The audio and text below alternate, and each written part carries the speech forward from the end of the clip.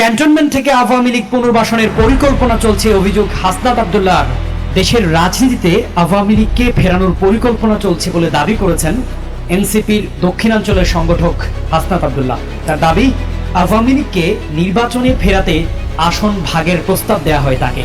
বৃহস্পতিবার রাতে নিজের ভেরিফাইড ফেসবুকে দেয়া এক পোস্টে কোন প্রক্রিয়ায় আওয়ামী লীগকে পুনর্বাসনের পরিকল্পনা সাজানো হচ্ছে তা তুলে ধরেছেন তিনি। আওয়ামী লীগকে ফেরানোর এই পরিকল্পনা ভারতের বলেও দাবি করেছেন হাসনাত। তিনি দাবি করেন, সাবের হোসেন চৌধুরী, শিরিন শারমিন, তাপসকে সামনে রেখে এই পরিকল্পনা সাজানো হচ্ছে।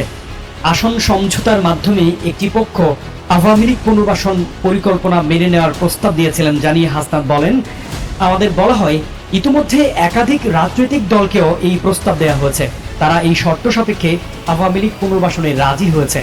তিনি লেখেন, আমাদের আরো বলা হয় রিফাইন্ড আওয়ামী লীগ যাদের দিয়ে করা হবে তারা এপ্রিল মে থেকে শেখ পরিবারের অপরাধ স্বীকার করবে, হাসিনাকে অস্বীকার করবে এবং তারা বঙ্গবন্ধুর আওয়ামী লীগ করবে এমন প্রতিশ্রুতি নিয়ে জনগণের সামনে হাজির হবে। আমাদের এই প্রস্তাব দেয়া হলে আমরা তৎক্ষণাৎ এর বিরোধিতা করি এবং জানাই আওয়ামী লীগের পুনর্বাসনের পরিকল্পনা বাদ দিয়ে আওয়ামী লীগের বিচার নিয়ে কাজ করুন। আওয়ামী লীগ নিষিদ্ধের প্রশ্নে কোনো ধরনের আপোষ করার সুযোগ নাই বলে মন্তব্য করেছেন জাতীয় নাগরিক পার্টির এই নেতা। তিনি লেখেন, আসুন সকল যদি কিন্তু পাশে রেখে আওয়ামী লীগের বিরুদ্ধে আমরা ঐক্যবদ্ধ হই। আওয়ামী লীগ রাজনীতি করতে পারলে জুলাই ব্যর্থ হয়ে যাবে। আমাদের শরীরে এক বিন্দু রক্ত থাকা পর্যন্ত আমাদের শহীদদের রক্ত আমরা বৃথা হতে দিব না।